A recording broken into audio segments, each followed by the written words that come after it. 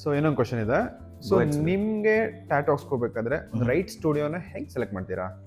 ನೋಡಿ, ಇವಾಗ ಟೆಕ್ನಾಲಜಿ ಎಷ್ಟು ಅಡ್ವಾನ್ಸ್ ಆಗಿದೆ ಅಂದರೆ ನಾವೆಲ್ಲ ಟೆಕ್ನಾಲಜಿನ ಡಿಪೆಂಡ್ ಮಾಡ್ತೀವಿ. ಫಸ್ಟು ಗೂಗಲ್ಸ್ ರಿವ್ಯೂಸ್ ನೋಡ್ತೀವಿ. ಗೂಗಲ್ಸ್ ರಿವ್ಯೂಯಲ್ಲಿ ಹೋಗ್ಬಿಟ್ಟು ಚೆಕ್ ಮಾಡಿಬಿಟ್ಟು ಆ ಆರ್ಟಿಸ್ಟ್ ವರ್ಕ್ನ ನೋಡ್ತೀವಿ. ಸೆಕೆಂಡು ಇನ್ಸ್ಟಾಗ್ರಾಮ್ ಪೇಜ್ನಲ್ಲಿ ಹೋಗ್ಬಿಟ್ಟು ಅವರ ವರ್ಕ್ ಹೆಂಗಿದೆ ಅಂತ ನೋಡ್ತೀವಿ. ಥರ್ಡು, ಬೇಕಂದರೆ ಆ ಇನ್ಸ್ಟಾಗ್ರಾಮಲ್ಲಿ ಪೋಸ್ಟ್ ಮಾಡಿರೋ ಅವ್ರು ಹೋಗ್ಬಿಟ್ಟು ನಾವು ಕನ್ಸೆಂಟ್ ಮಾಡ್ಬೋದು. ಸ್ಟುಡಿಯೋಲಿ ವಾಕಿನ್ ಮೇನ್ ಅಂದರೆ ವಾಕಿನ್ ಮಾಡಿ ಸ್ಟುಡಿಯೋಲಿ. ನಾನು ಪರ್ಸ್ನಲಿ ಸ್ಟುಡಿಯೋಲಿ ವಾಕಿನ್ ಮಾಡಿಬಿಟ್ಟು ಅವ್ರ ಆರ್ಟಿಸ್ಟ್ ವರ್ಕ್ನ ಡೀಟೇಲಾಗಿ ನೋಡ್ತೀನಿ.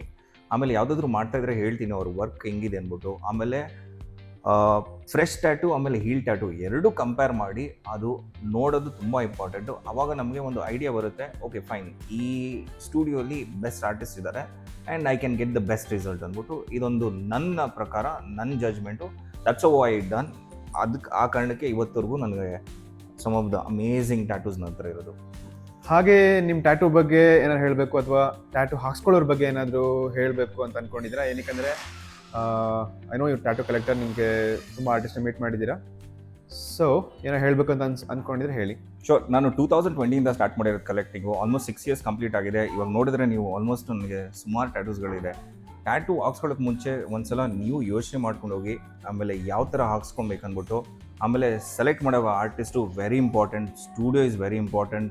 ಆಮೇಲೆ ನೀವು ಅದನ್ನ ಒಂದೇ ಸಲ ನೀವು ಬಿಗ್ ಪೀಸ್ ಮಾಡಿಸ್ಕೊಳಕ್ಕೆ ಹೋಗಬೇಡಿ. ಒಂದು ಸ್ಮಾಲ್ ಹಾಕ್ಸ್ಕೊಂಡು ನೋಡಿ, ಪೇನ್ ನಿಮಗೆ ಟಾಲರಬಲ ಇನ್ಟಾಲರಬಲ, ಸ್ಕಿನ್ನ ನೀಟಾಗಿ ಮೇಂಟೈನ್ ಮಾಡ್ಕೊಳ್ಳಿ. ಟ್ಯಾಟೂ ಹಾಕ್ಸ್ಕೊಳ್ಳೋದು ಒಂದೇ ಇಂಪಾರ್ಟೆಂಟ್ ಅಲ್ಲ, ಟ್ಯಾಟೂ ಹಾಕ್ಸ್ಕೊಂಡ್ಮೇಲೆ ಅದು ಆ್ಯಕ್ಚುಲಿ ರಿಯಲ್ ಸ್ಟೋರಿ ಸ್ಟಾರ್ಟ್ ಆಗೋದು. ಯಾಕಂದರೆ ನೀವು ಟ್ಯಾಟೂ ಕೇರ್ ತುಂಬ ವೆರಿ ಇಂಪಾರ್ಟೆಂಟ್.